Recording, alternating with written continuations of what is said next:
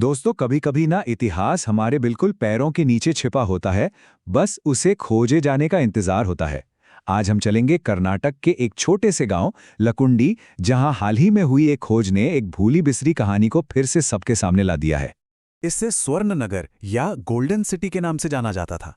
पर सवाल ये है कि क्या ये सच में सोने का बना था, या फिर इस नाम के पीछे कोई बहुत गहरी कहानी छिपी है। चलिए मिलकर पता लगाते हैं। Welcome to mega mind academy, जहां हम हिस्ट्री और आर्कियोलॉजी को सिंपल और हाँ, एग्जाम ओरिएंटेड तरीके से डीकोड करते हैं। तो आज हम क्या क्या जानने वाले हैं। सबसे पहले देखेंगे लकुंडी के खजाने के बारे में।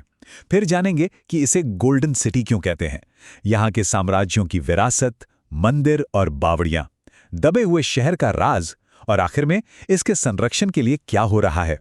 तो चलिए सबसे पहले बात करते हैं उस डिस्कवरी की जिसने लकुंडी को फिर से खबरों में ला दिया। जरा सोचिए, तारीख थी 10 जनवरी 2026, जगह कर्नाटक का लकुंडी गांव, जो ऐतिहासिक हम्पी से सिर्फ 80 किलोमीटर दूर है। एक 14 साल का स्टूडेंट प्रज्वल रित्ती अपने घर के एक्सटेंशन के लिए नींव खोद रहा था। तभी उसका फावड़ा किसी सख्त चीज से टकराया। उसे क्या पता था कि उसने सदियों पुराने एक राज से पर्दा उठा दिया है। और ये खजाना मिला एक तांबे के बर्तन के अंदर, जो पूरी तरह से सील बंद था। इसे वहां की लोकल भाषा में चरगे या तविंगे कहते हैं।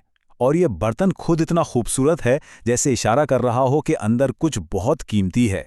तो आखिर इस बर्तन में था क्या? इसमें था करीब 466 ग्राम सोना, मतलब लगभग आधा किलो सोने के गहने और सिक्के। सिर्फ सोने की कीमत ही लगाएं तो ये करीब 80 लाख रुपए का है। लेकिन रुकिए, इसकी असली कीमत, मतलब इसकी आर्कियोलॉजिकल वैल्यू जानते हैं कितनी है? पूरे 8 करोड़ रुपए। ये सिर्फ सोना नहीं है, ये तो इतिहास का एक बेशकीमती टुकड़ा है। Archaeologist HS. कृष्णमूर्ति का कहना है, ये गहने आम लोगों के लिए नहीं थे। आप इनकी बनावट देखिए, ये इतने शानदार हैं कि लगता है किसी राज परिवार ने इन्हें मंदिर में किसी देवी को चढ़ाया होगा। ये हमें उस समय के धार्मिक विश्वासों की एक झलक देते हैं। तो ये जो खोज हुई है, ये हमें एक बहुत बड़े सवाल की तरफ ले जाती है। आखिर लकुंडी को गोल्डन सिटी या स्वर्ण नगर कहा ही क्यों जाता था? देखिए, ये नाम सिर्फ कोई कहानी नहीं है। पुराने ग्रंथों में तो इसकी तुलना भगवान इंद्र के दिव्य शहर अमरावती से की गई है। और तो और 12वीं सदी के सरकारी रिकॉर्ड्स बताते हैं कि लकुंडी में सोने के सिक्के बनाने वाली 3 से 4 टकसालें थीं। मतलब ये उस जमाने का एक इकोनॉमिक पावर हाउस था। और एक और दिलचस्प बात, इन गहनों पर एक खास निशान मिला है, कीर्ति मुख, जिसका मतलब है महिमा का चेहरा। ये एक तरह का प्रोटेक्शन सिंबल था, जो चालुक्य और विजयनगर वास्तुकला की पहचान है। ये निशान इस खजाने को सीधे उन महान साम्राज्यों से जोड़ता है। तो ये कौन से साम्राज्य थे? देखिए, लकुंडी की कहानी किसी एक डायनेस्टी की नहीं है। ये एक ऐसा शहर था जिसे कई महान साम्राज्यों ने मिलकर बनाया और संवारा था। 10वीं से 13वीं सदी के बीच ये कल्याणी के चालुक्यों के दौर में अपने चरम पर था, व्यापार और संस्कृति का एक बड़ा हब। बाद में राष्ट्रकूट और होयसल ने इस विरासत को आगे बढ़ाया, और फिर ये महान विजयनगर साम्राज्य का एक इम्पॉर्टेंट प्रोविंशियल सेंटर बन गया। लेकिन लकुंडी का असली खजाना सोना नहीं बल्कि पत्थर है। जी हाँ, इसकी आर्किटेक्चर, इसके मंदिर और बावड़ियां एक ऐसे गुजरे हुए जमाने की कहानी कहते हैं जो आज भी हमें हैरान कर देती है। आप अंदाजा लगा सकते हैं, अपने प्राइम टाइम में इस छोटे से इलाके में 101 मंदिर, जैन बस्तियां और खूबसूरत बावड़ियां थीं, जिन्हें कल्याणी कहते हैं। सोचिए, 101!